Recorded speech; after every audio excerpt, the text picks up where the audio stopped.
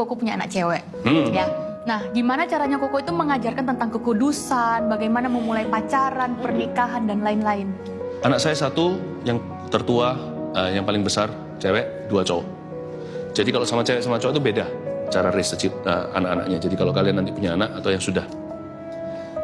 Untuk saya mengajarkan kepada anak perempuan, maka saya harus jadi teladan. Jadi yang saya lakukan dulu adalah selalu ada waktu date with daddy. Saya ajak pergi ke salah satu mall gitu ya. Ya pulang sekolah saya jemput tuh dia seneng sekali. Wah sudah seperti kalau anjing itu dikipit-kipit gitu. Karena saya ekornya udah goyang-goyang gitu ya. Lalu saya ajak pergi gitu ya. Lalu kita makan sesuatu sih. Makan sesuatu. Ini gak ketawa, saya gak bisa. Terus setelah itu kita. Nah kalau saya pergi sama dia itu date with daddy. Maminya tahu, saya sebenarnya beritahu, yang saya panggil istri saya sayang. Saya ajak Vanessa ya pergi. Nah, aku ajak pergi. Oke, go, you need the time. Di situ saya akan tunjukkan how a man should treat her. Dari sejak kecil bagaimana seorang pria harus memperlakukan seorang wanita. Jadi kalau saya pergi berdua sama dia, nggak sama mamanya, nggak sama adik-adiknya waktu dia masih kecil belum punya adik. Saya bukakan dia pintu, bukakan kursi. Jadi dia seperti date saya, seperti kencan gitu tapi dengan papa. Duduk kita ngobrol-ngobrol sama dia. Lalu terakhir saya masukkan pesan sponsor. Suatu hari, kamu ingat hari ini, beginilah laki-laki harus memperlakukan perempuan.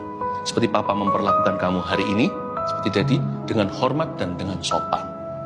Ya, dan papa menghargai siapa kamu, tubuhmu, semua pikiranmu, perasaan papa hargai. Lalu saya ajak jalan-jalan seneng, masih pakai seragam, jalan begitu.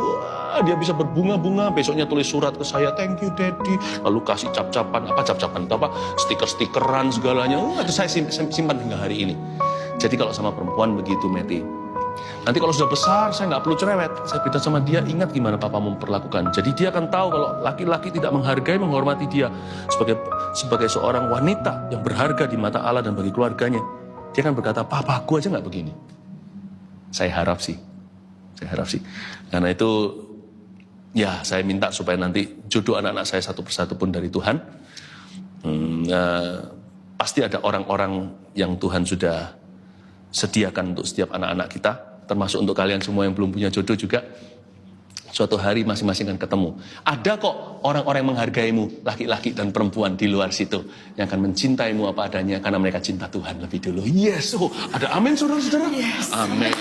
Yes.